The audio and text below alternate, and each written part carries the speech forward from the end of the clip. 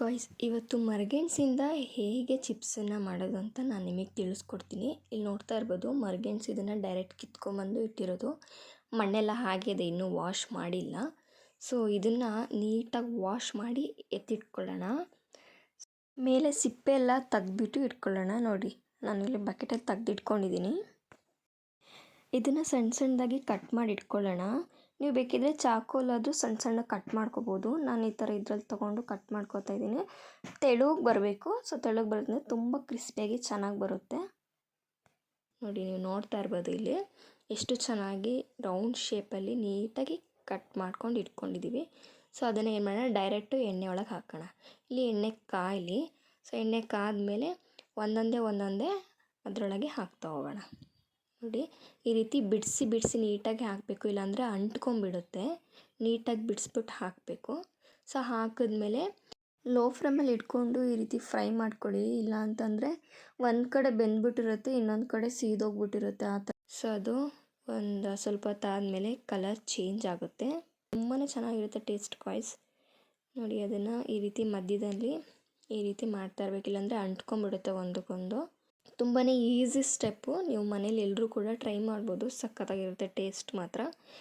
ಇದು 5 ಮಿನಿಟ್ಸಲ್ಲೇ ರೆಡಿಯಾಗಿ ಹೋಗ್ಬಿಡುತ್ತೆ. ನೀವೇನು ಇದು ಒಣಗಿಸ್ಕೊಂಡು ಅಥವಾ ನೀರೆಲ್ಲ ಒರೆಸ್ಕೊಂಡು ಆ ಥರ ಎಲ್ಲ ಮಾಡಬೇಕು ಅನ್ನೋ ಅವಶ್ಯಕತೆ ಇರಲ್ಲ. ನೋಡಿ, ಈ ರೀತಿ ಲೈಟ್ ಬ್ರೌನ್ ಕಲರ್ ಬರೋ ತನಕ ವೆಯ್ಟ್ ಮಾಡಿ ಮತ್ತು ತಿರುಗಿಸಿ. ಓಕೆನಾ? ಕಲರ್ ನೋಡಿ ಚೇಂಜ್ ಆಗ್ತಾ ಇದೆ. ಸ್ವಲ್ಪ ಕ್ರಿಸ್ಪಿ ಬರಬೇಕು ಮತ್ತು ನೋಡ್ಕೋಬೇಕು ನೀವು, ತುಂಬ ಸೀದೋಗಬಾರ್ದು. ಸೀದೋದ್ರೆ ಟೇಸ್ಟ್ ಎಲ್ಲ ಅದೇ ಥರ ಸೀದೋಗಿರೋ ಥರ ಟೇಸ್ಟ್ ಬರುತ್ತೆ. ನಾನಿವಾಗ ಖಾರ ಪುಡಿ ತೊಗೊಂಡು ಮತ್ತು ಅದಕ್ಕೆ ನಿಮ್ಗೆ ಎಷ್ಟು ಬೇಕು ರುಚಿಗೆ ತಕ್ಕಷ್ಟು ಉಪ್ಪನ್ನು ಅದಕ್ಕೆ ಮಿಕ್ಸ್ ಮಾಡ್ಕೊಳ್ಳಿ. ಖಾರನ ನಿಮ್ಗೆ ಎಷ್ಟು ಬೇಕೋ ಅದು ನೋಡ್ಕೊಳ್ಳಿ. ಸೊ ಅದಕ್ಕೆ ನಾನಿವಾಗ ಉಪ್ಪು ಹಾಕ್ತಾಯಿದ್ದೀನಿ. ಉಪ್ಪು ಹಾಕಿ ಮಿಕ್ಸ್ ಮಾಡ್ತಾಯಿದ್ದೀನಿ.